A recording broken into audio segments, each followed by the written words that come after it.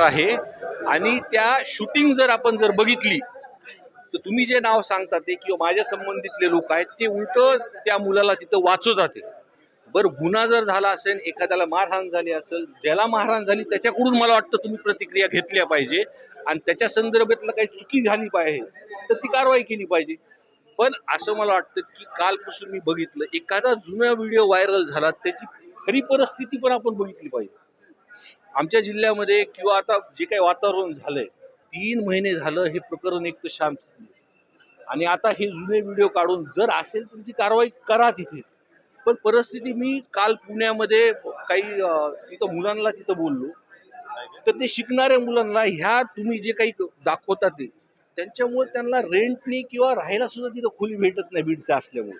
त्यामुळे आपण त्याची वस्तुस्थिती बघून घ्या. व्हिडिओवरती जे काही तुम्ही नाव सांगता ते मारहाणीत होते का वाचवायला होते किंवा मारहाणीत असले तरी संबंधित जो कोणी व्यक्ती त्या शोरूम मध्ये आहे ज्याच्यासोबत ही घटना घडली त्यांनी ते गुन्हा नोंद केला पाहिजे.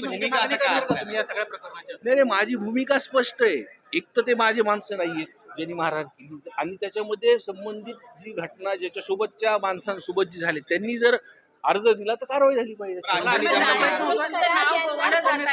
तुम्हाला अडकवण्याचा प्रयत्न केला. सुरेश दसांच्या कार्यकर्त्याचा एक व्हिडिओ आला, आता तुमच्या कार्यकर्त्याचा व्हिडिओ येतोय.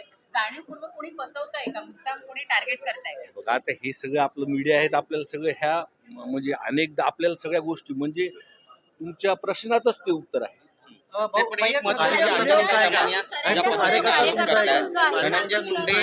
नाही, कार्यकर्ता माझा नाही. आणि जरी समोरच्या व्यक्तीने सांगितलं की ह्यांनी जर माझा माणूस असेल तर कारवाई झाली पाहिजे. जवळच्या कार्यकर्त्याचे जे काही व्हिडिओ व्हायरल होत आहेत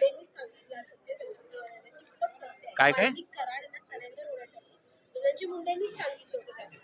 नाही, या विषयावरती ती बाईट मी बघितली नाही म्हणून ह्याच्यावरती मी काय बोलू शकतो. पण अंजली दमनिया वारंवार धनंजय मुंडे यांच्याबद्दल जे काही आरोप करतायत आणि मुख्यमंत्र्यांची सुद्धा याबद्दलची भेट घेतलेली आहे, पण तसे पुरावे सापडत नाहीयेत त्यांच्या विरोधातले असं त्यांना सांगण्यात येते. CID कडून तसे पुरावे सापडत नाहीयेत आणि सातपुडा बंगल्यावर जी बैठक झाली त्याबद्दलचे सुद्धा काही पुरावे सापडले नाही असं बोललं जाते. तुमची यावरची भूमिका नेमकी काय? हे बघा, माझी भूमिका या प्रकरणामध्ये स्पष्टच होती. मी सुरुवातीपासून म्हणतोय जर त्यावेळेसचे SP, DYSP आणि पोलीस प्रशासन स्टेशनमधले जे कोणी आहेत कॉन्स्टेबल त्यांचे जर CDR तपासले तर आपल्या पूर्णपणे लक्षात येईल.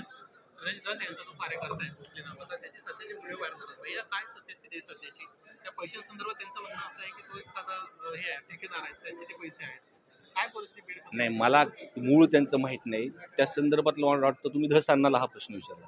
धस अण्णांनी जे आरोप केलेत, आता धनंजय मुंडे म्हणतात की आईवर जर खोटे आरोप केले तर मग मी शांत बसणार नाही.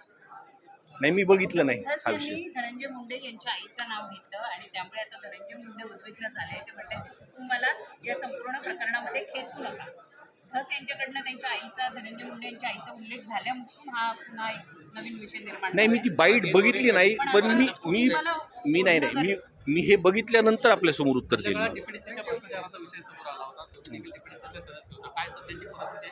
त्या प्रकरणात काही समिती नेमली, चौकशी झाली? अजितदादांनी या संदर्भातली एक चौकशी समिती मागच्या DPDC मध्ये या संदर्भात लावली आहे आणि लवकरात लवकर त्या चौकशी समितीचे अहवाल हे आपल्या समोर येतील. झोपलेला असं काय रे तुमच्या